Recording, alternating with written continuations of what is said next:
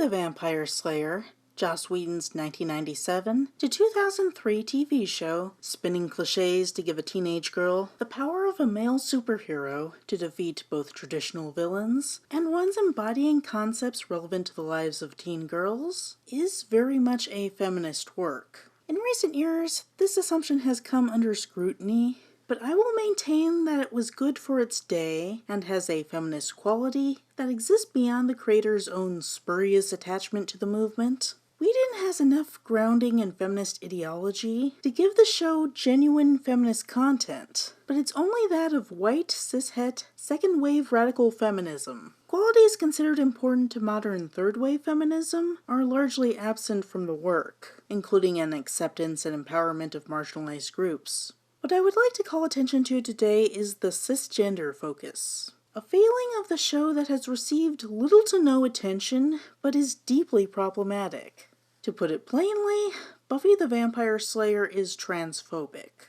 This is largely due to Whedon's own transphobic views. I'll likely cover him personally more in a later video. The transphobia of Buffy can also be attributed to other writers, including, in descending order of relevance, Drew Z. Greenberg, writing team Dean Batali and Rob Des Hotel, Jane Espenson, Marty Noxon, Christos Gage, and Nicholas Brendan, who are also responsible for contributing transphobic content.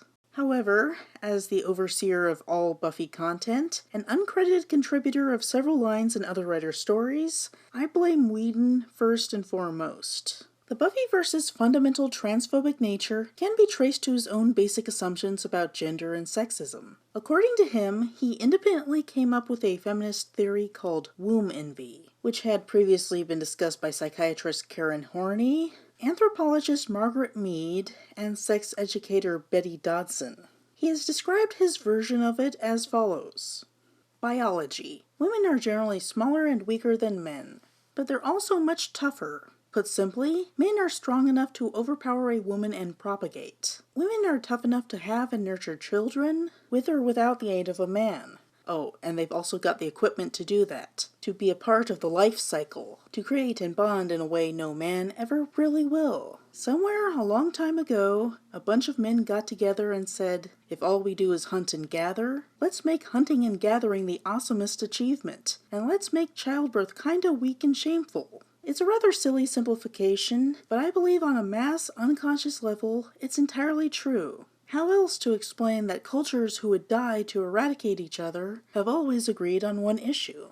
This is not simply Whedon pontificating, it is his underlying theory for how sexism works, and how feminism can act to counter it. He notably uses a condensed version of this rationale in the Firefly episode Objects in Space, to illustrate the misogyny of a philosophical male villain. Man is stronger by far than woman, yet only woman can create a child.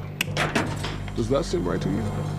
This womb envy theory, which is grounded in second-wave radical feminist thought, is fundamentally transphobic. It defines men and women based on the binaristic sex model, and imagines gender as flowing outward from that. It lays the groundwork for assuming that any transgender woman would be a man experiencing womb envy, and either be a misogynistic villain, or a feminine man inept at being a traditional man, who needs to redefine the acceptable parameters of masculinity. This is a fundamental assumption of trans-exclusionary radical feminists, or TERFs. And we can see this TERF ideology come out in Buffy the Vampire Slayer. You're playing on my turf.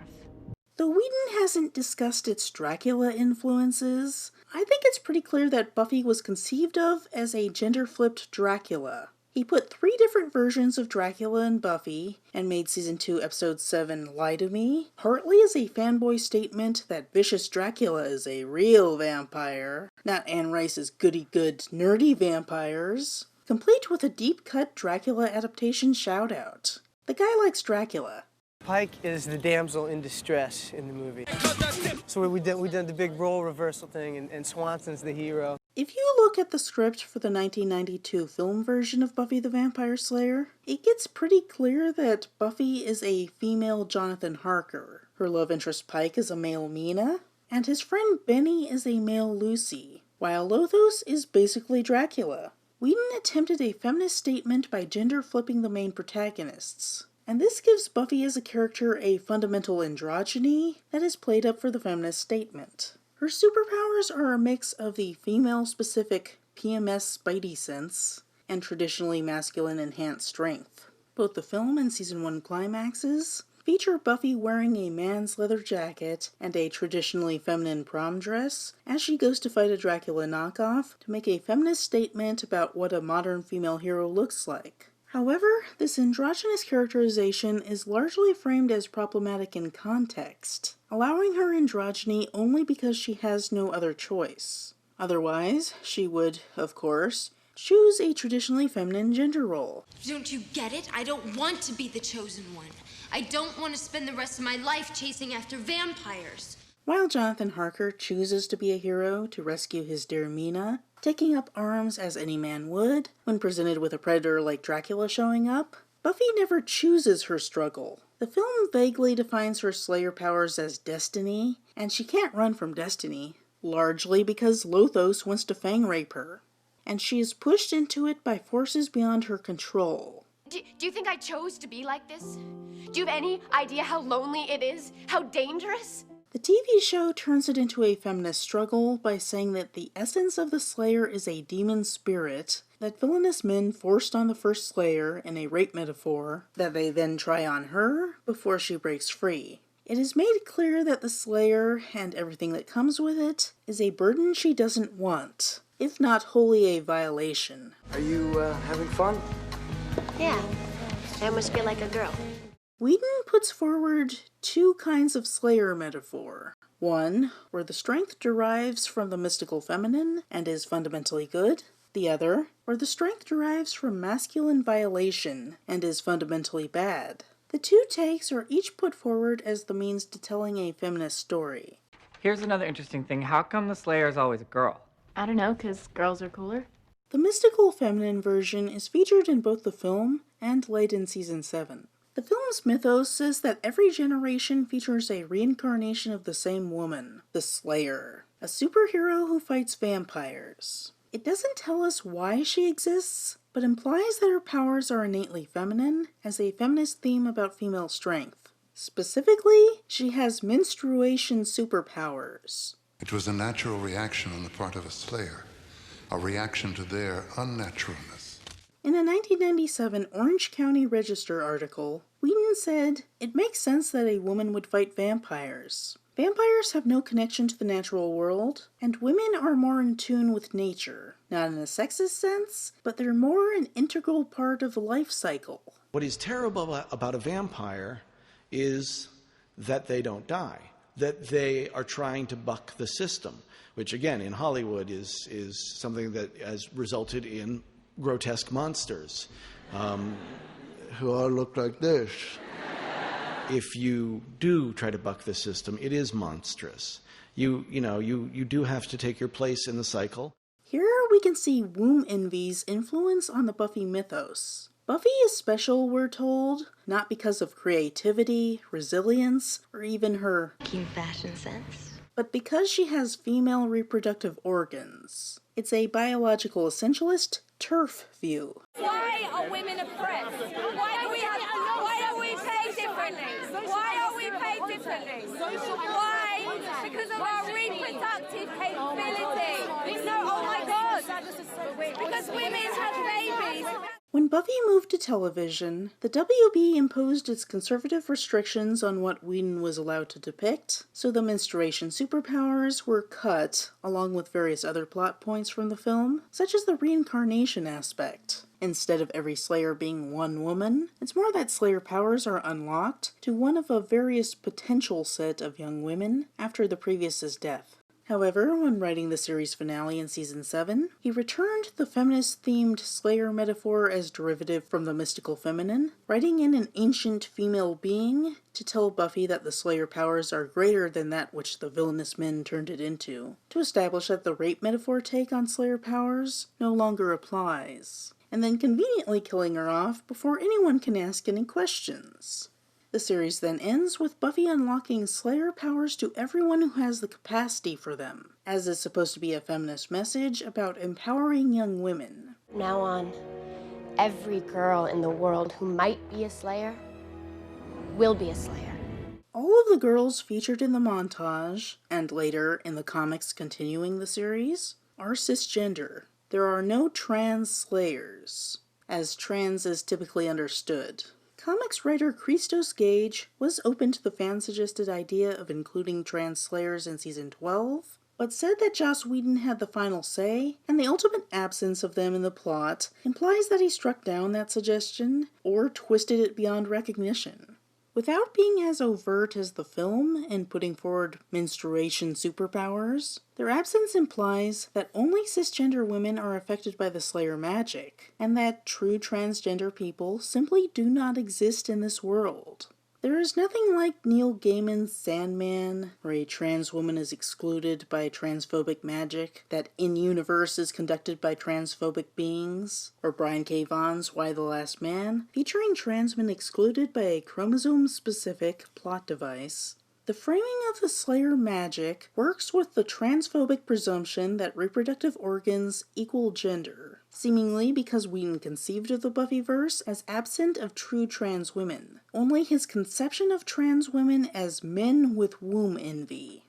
However, there are two exceptions to the rule against male slayers in the comic offshoots from Buffy. The ally Billy Lane from seasons 9 and 10, and the villain Hearth Frey from Frey in seasons 8 and 12. Together, they represent the two sides of Whedon's womb envy theory, an inept man and a misogynistic man. They may also be canonical trans women based on Whedon's erroneous understanding of the concept as men with womb envy. Billy, introduced in Billy the Vampire Slayer by Jane Espenson, is a femme-gay 16-year-old boy dealing with homophobia, intolerant parents, and a pair of bullies who call him a pretty girl. He gets involved with a butch guy named Devin and gets to rescue him from a vampire. Devin's a bit of a Buffy fanboy and suggests that Billy become a slayer, styling himself as Billy's Watcher, in a translation of the Watcher-Slayer dynamic to the gay top-bottom dynamic. Together, they rescue Billy's grandmother from vampires, and ultimately get recruited by Buffy as allies in the fight. The comic makes multiple nods to the movie, now casting a boy in the role of the reluctant hero.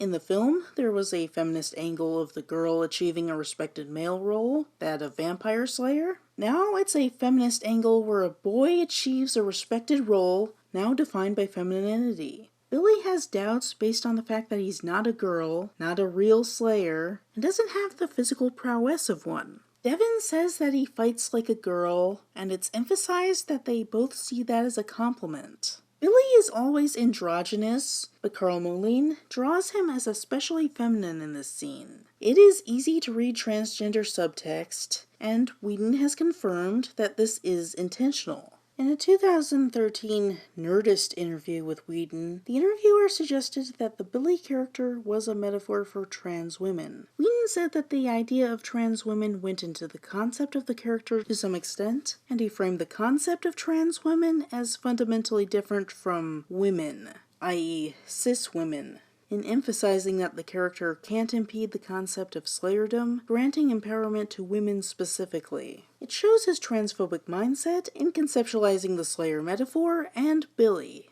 Nerdist, I have a question about Billy the Vampire Slayer, the recently introduced first male vampire slayer in season 9. I really like this character, and I'm glad that there's finally an openly gay male character in the Buffyverse, but even though he's a gay guy, I also feel he's more of a transgender metaphor. I don't know if that's deliberate or not, but the idea that he says, I'm a slayer because I choose to say I am, whether or not biology dictates that I am, seems like a transgender metaphor. Joss Whedon. A little bit. When Drew Greenberg and Jane Espenson pitched it, my only interest was to make sure we didn't take something away from women. I'd always been very deliberate about why there would never be a male slayer. But when they pitched it, they wanted something that resonated on a certain level, that would actually be empowering in that sort of spectrum that is all-inclusive. So I think the transgender thing is a little part of it. If nothing else, it indicates a belief that transgender women are lesser women, and the wording implies a lack of belief that trans women are, in fact, women. The The fact that a gay boy is supposed to stand in for a wide spectrum of male fans, and that Whedon includes trans women among them, demonstrates a belief that being a trans woman is a trait that some gay men have, as opposed to it being its own thing entirely. Mere days before this interview, he made a joke at San Diego Comic-Con, equating transgender women with male feminists trying too hard to be accepted by womankind. How should I respond when people outrageously say that you can't be a feminist or your work can't be feminist because you're a man? You know, I have gotten that. You know, how can you answer it? I can't be a woman because I'm a man. Or I guess you can, right? In my day, we had to walk 4 miles through the snow to get transgender surgery. And we were grateful for it.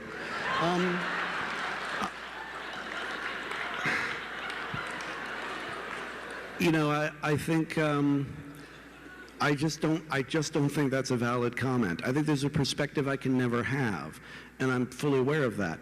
But whether or not you're a feminist has nothing to do with that perspective. It has to do only with wishing that one half of the human race could be treated as well as the other half of the human race.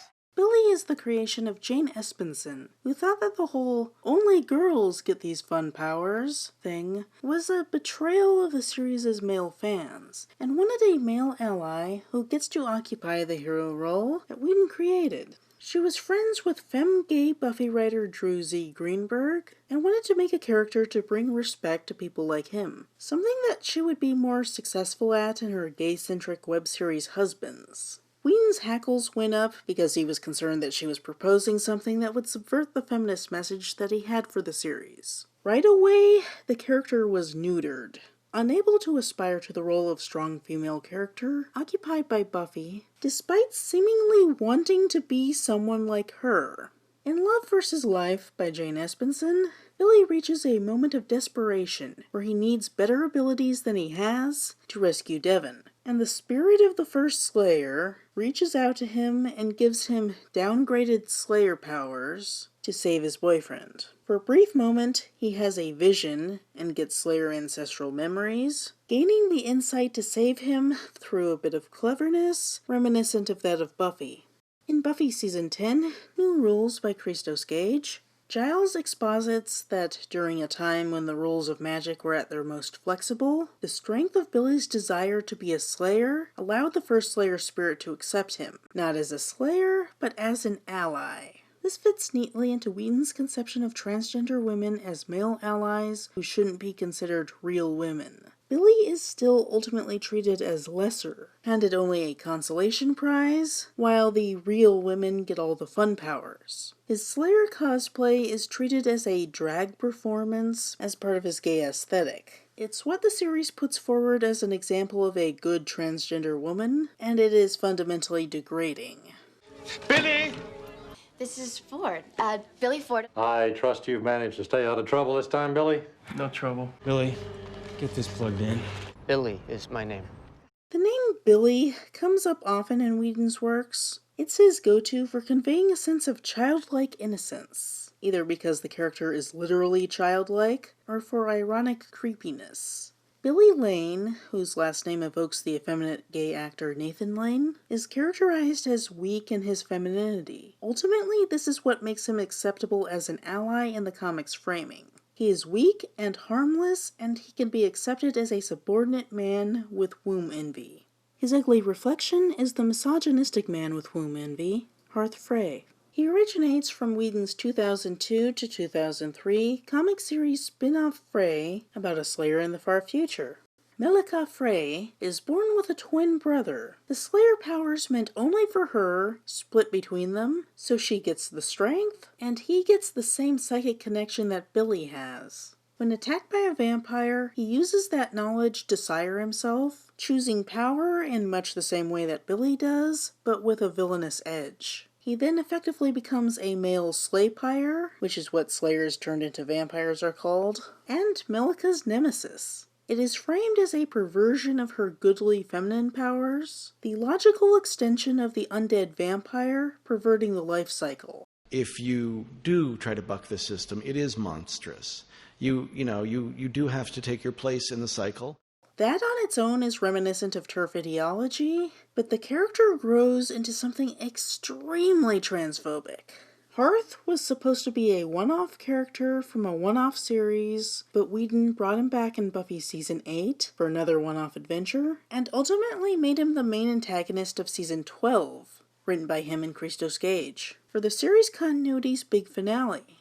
If Christos Gage indeed passed on the fan suggestion of him including a trans Slayer in Season 12, it is telling that we don't see any trans Slayers among the contemporary Slayer army, or the future Slayers in the New Good timeline, but we do get Hearth as a villain, whose motives are tied into womb envy and wanting full Slayer powers. He tricks Buffy into absorbing all Slayer powers to turn herself into a super powerful individual, and uses a plot device from the Slayer rape metaphor to steal all that strength for himself. However, Giles exposits that men can't handle Slayer powers, and it's only Hearth's vampire strength that allowed him to handle the half-Slayer powers he had. This retroactively weakens Billy's character even further, and sets up Hearth's defeat by his own ego. While Hearth was never a good guy, he's upgraded into a cackling, misogynistic supervillain, saying explicitly, "Men gave you your power, and a man just took it back."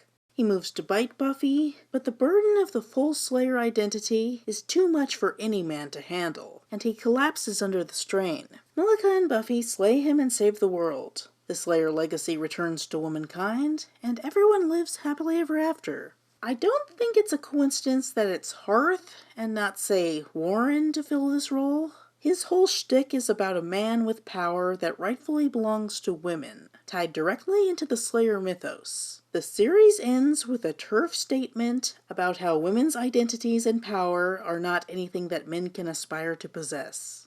Besides Billy and Hearth, the comics also put forward a non-binary character that is borderline decent, but nothing to write home about.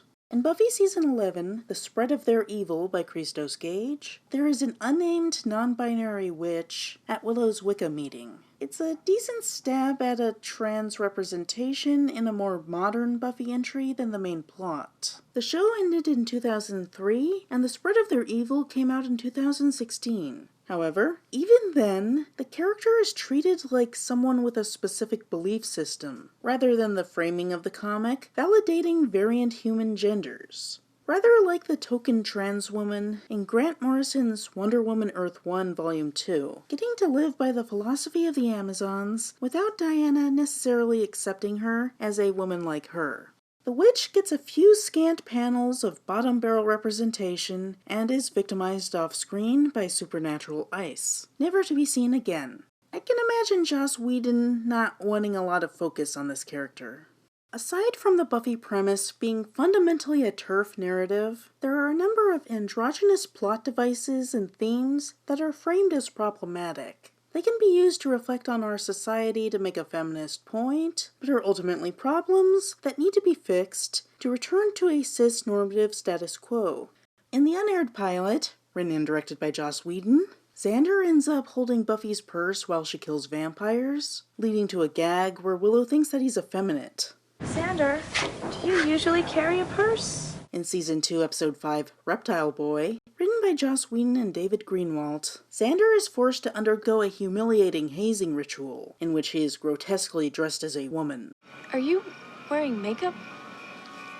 In Season 2, Episode 6, Halloween, credited to Carl Ellsworth but almost certainly ghost-written by Joss Whedon, mayhem is caused with a Giannis statue depicting blurred lines between genders. The screenplay is even worse, describing a statue that looks like a woman but is described with male pronouns, as if to trigger disgust at the idea of a female-presenting person really being a man, as trans women are often framed. What does this mean? Primarily the division of self. Male and female. Light and dark. In Season 2, Episode 8, The Dark Age, written by Dean Batali and Rob Des Hotel, the male monster Igon is made especially horrific by having him possess Jenny and seduce Giles as her, before revealing his identity through speaking with a masculine voice through her. This comes after his association with queerness by revealing that he once made Giles and his male friends partake in an orgy together. It draws from the same fears surrounding trans women as deceptive gay men seeking to sexually assault straight men, and it produces the same repugnance. You're like a woman, Ripper. You've got me. Under your skin. In Season 2, Episode 19, I Only Have Eyes for You, written by Marty Noxon, Buffy and her ex-lover, whose Mr. Hyde evil persona Angelus took over, are each possessed by ghosts of the opposite gender, and are made to reenact a ghostly romantic drama that closely parallels their own drama, despite a man speaking for Buffy and a woman speaking for Angelus. You don't care anymore, is that it? It doesn't matter. It doesn't matter what I feel. Then tell me you don't love me! Say it! As fun as it may be to watch, it's framed as part of a general problem. The ghosts are killing people. The possession is necessary for resolving their haunting, but is ultimately a problem created by another problem. Our hero getting possessed is not a good thing. In Season 3, Episode 18, Earshot, written by Jane Espenson, Buffy is infected by a curse that will give her an aspect of the demon she killed. She worries about what horrible demon body part she might get, and then Willow looks horrified and asks if the demon were male, implying that Buffy may be cursed with being intersex/trans/androgynous. And Buffy just looks horrified. It's a joke playing on the viewer's transphobia and the implicit grotesqueness of that kind of visual. Most egregious, the main villain of Season 5 is effectively a trans woman. Glory is an ultra-feminine hell god trapped inside the body of a man. Oh no, she's here! She's here! Ben is Glory, Glory's Ben. They're one and the same. In an effort to keep her from destroying the Earth, monks bind her essence in a human baby boy. However, when he reaches adulthood, her essence becomes too great to be restrained, and he involuntarily transforms into her. She goes out and does stuff, and then he wakes up in drag, disoriented and humiliated. How is this not a TERF's metaphor for a trans woman? Ben becomes a doctor to find drugs to keep her trapped inside of him, but it ultimately fails. In the season finale, Season 5, Episode 22, The Gift, written and directed by Joss Whedon, the barrier separating Glory and Ben reaches its weakest point. Ben's mind briefly takes control of Glory and tries to stop her from killing everyone, but Glory is also able to take control of him and corrupts him with her malevolence. When he returns to his mortal form, Giles kills him to destroy Glory. Yeah, the trans woman metaphor can't be allowed to live, but possible actual trans woman Billy gets to pretend to be a girl, while firmly not, and get the most milquetoast Slayer powers. Yay! In Season 7, Episode 6, Him, written by Drew Z. Greenberg, a magic Letterman's jacket causes all the women to experience infatuation with the dude bro wearing it. This includes Willow, who at this point is depicted only as a lesbian. Anya argues that it would make no sense for her to court a man because he has a penis, putting great focus on the aspect of genitalia as defining gender. This isn't about his physical presence. It's about his heart. His physical presence has a penis! I can work around it! Before accidentally giving her the idea to use magic to transform him into a girl. She makes every effort to do so, which is lightly played as a bit of dark humor, along with mind-addled Anya robbing banks, and mind-addled Buffy trying to kill the high school principal with a rocket launcher. Within the dark comedic framing, the emasculation spell is portrayed as an equally horrible malicious action. Obviously, it would be horrible for a cis man to become a woman, effectively making him a trans man, but the framing assumes trans people don't exist, so any such gender swapping would necessarily be bad. I imagine there were plenty of trans girls in the audience thinking, well, why can't she use it on me? Why can't she liberate people like me? And the answer seems to be that the writers have a fundamental conceptual framework of gender that says using this spell is bad news. End of story. What are you gonna do, use magic to make him into a girl? Oh, damn.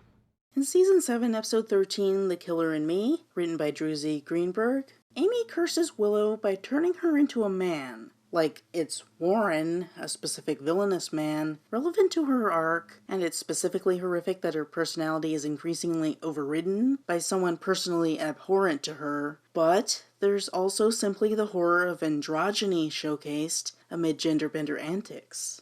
Only lesbian love can break the curse of transgender transition.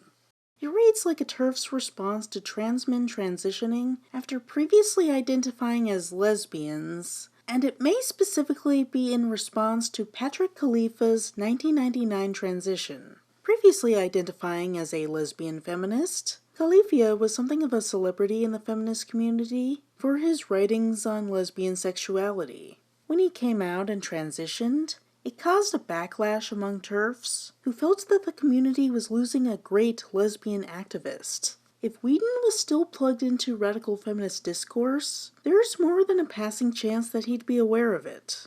As much as Season 2, Episode 20, Go Fish's depiction of a swimming drug turning the swim team into fish monsters serves as a warning against steroid use, The Killer in Me's curse of Willow turning into Warren when she's afraid to be with Kennedy serves as a message not to support the patriarchy by transitioning into a man, and instead enjoy being a lesbian. This, of course, is TERF nonsense. It's just like fairy tales.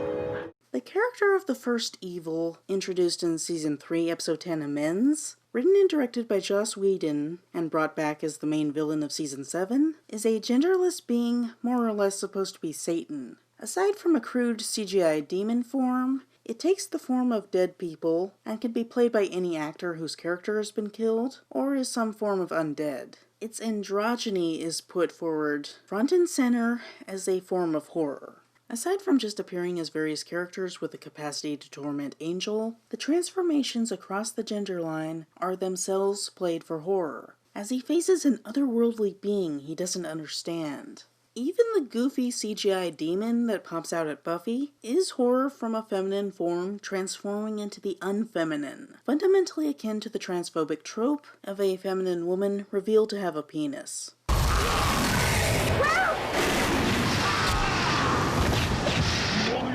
Stronger. Cisgender transformations exist, but they're almost exclusively transgender for shock value. Season 7, Episode 1, Lessons, written by Joss Whedon, ends with a scene depicting the character shifting back and forth from exaggerated masculine to exaggerated feminine presentations to build tension as it harasses Spike. It's misogynistic Warren and sassy Glory and solemn Adam and seductive Drusilla and dramatic Master and strong Buffy. It is all over the place and wild. The episode ends with great tension, created in part from the transformations, most of which are dramatically transgender. Season 7, Episode 8, Sleeper, written by David Fury and Jane Espenson, builds tension with mysterious specters. First, a male street musician, and then Buffy, tormenting Spike, and then climaxes with the horror of the Buffy specter transforming into Spike. As with The Killer in Me, part of the horror comes from the images of these characters that have a history, but one part of the horror is the bizarre androgyny on display. A similar Buffy Spike transformation is present in Season 7, Episode 9, Never Leave Me. Season 7, Episode 10, Bring on the Night, depicts it as Spike turning into Drusilla, and Season 7, Episode 22, Chosen, has it transform from Caleb to Buffy. Cisgender transformations are few and far between, less than a third as many as the transgender transformations. He, or more precisely, it. Over in the 1999 to 2004 spin-off series Angel, there is a woman named Fred, short for Winifred, just one in Whedon's recurring theme of androgynous names. Jane is a girl's name. Jane ain't a girl. It serves a similar purpose as Buffy's androgyny, now with people being confused by her gender. Call for you from LA. Somebody named Fred? Guy sounds kind of effeminate. In Angel Season 5, Fred is subjected to a body possession, death, and possible rape metaphor perpetrated by a male Lovecraftian monstrosity, Illyria. I am Illyria, God King of the Primordium. It is stated clearly that Illyria is a god king, not a goddess queen. Yet this being possesses a woman's body and is rendered a feminine being, referred to with female pronouns, because biology is destiny in the Buffyverse. She still thinks she's the god king of the universe. There is no queer theory framework to Illyria's gender identity, just a reference to an androgyny beyond human comprehension. a disturbing little element to inspire horror, evocative of the work of Lovecraft himself. There is no racism here, but his general bigoted conceit shines through in a transphobic manifestation. Shades of the first evil. In Buffy Season 10, the Scoobies face a siren called the Mistress, designed in homage to the character Ursula from Disney's The Little Mermaid. Ursula was designed after drag queen Divine, and she embodies an outrageous parody of femininity with her fad and mannish features. Ursula assumes a traditionally feminine form as a disguise to seduce Prince Eric away from Ariel, and then reveals her monstrous true form at the wedding. The reveal is reminiscent of the crying game-style transphobic trope of a trans woman picking up a cishet man, and then horrifically revealing her status as trans after he has committed to her, which is framed like she's a gay man sexually assaulting a straight man. It's a trap! The Mistress and her siren minions inherit the transphobia of Ursula. Their introduction, in I Wish Part 2 by Christos Gage and Nicholas Brendan, has siren underlings pick up Xander and Spike and bring them to the Mistress for her to rape. Anya's clone tries to warn Xander that they're not real women, just caricatures of women, which is an accusation frequently leveled at trans women. But he and Spike fall into their trap, where the sirens drop their human guises and reveal their rather phallic octopus tentacles. Only real woman Anya can save them. While Xander is frequently the victim of seductive female demons, their seduction acts were not previously characterized as being caricatures of women in the way that the Ursula-like sirens are. In Own It, Part 3 by Christos Gage, Xander and Dawn pass through a number of alternate universes, many of them simple gags. One such gag world, the psychedelic Triptopia, has Xander and Dawn swap bodies below the neck, creating an absurdist joke from their androgyny. I suspect Joss Whedon came up with this one, but that's just my speculation.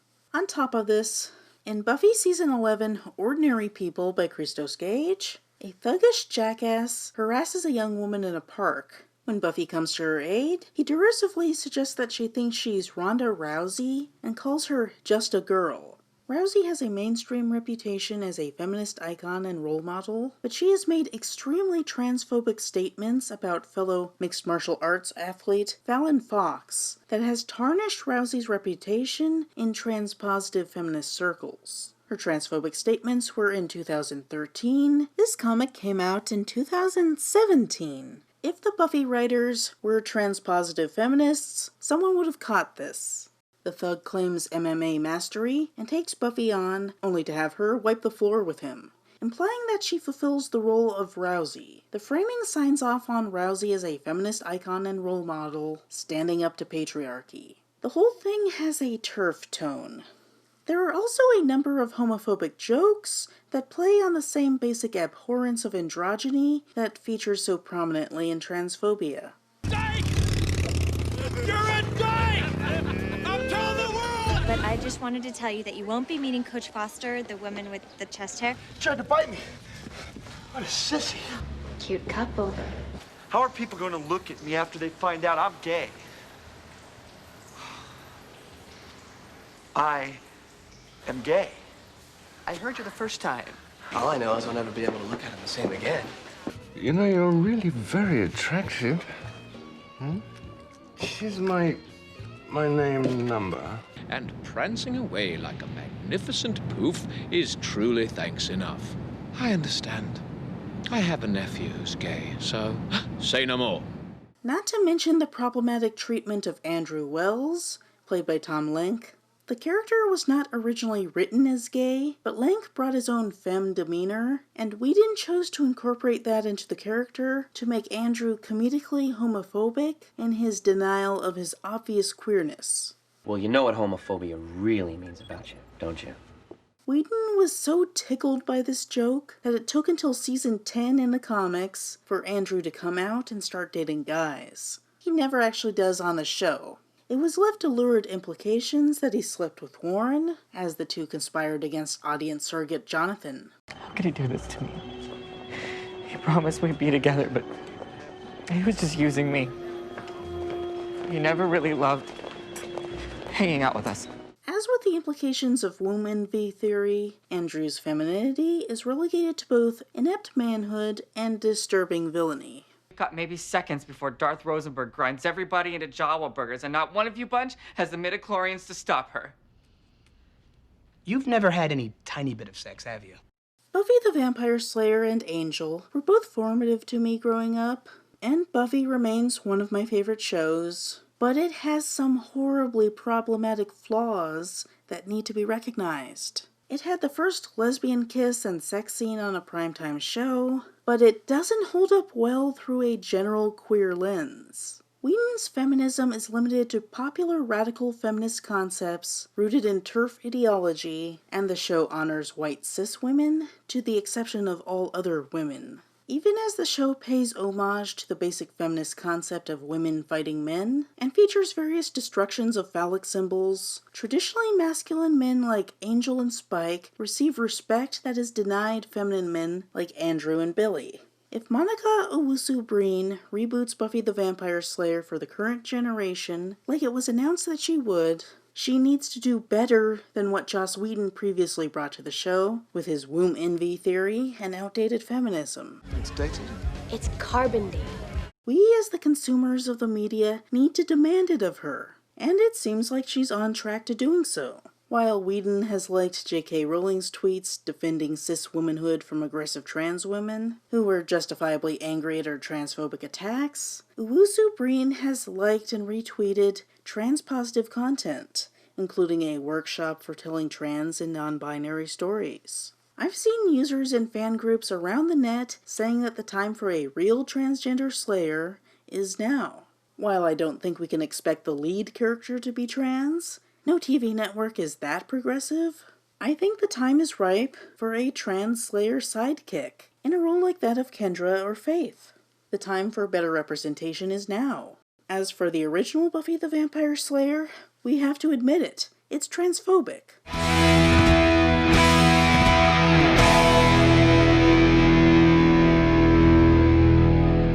Help me fight the forces of darkness. Pledge $2 to my Patreon, or else hit like, add a comment, spread the video to the farthest demon dimension, and subscribe for more content.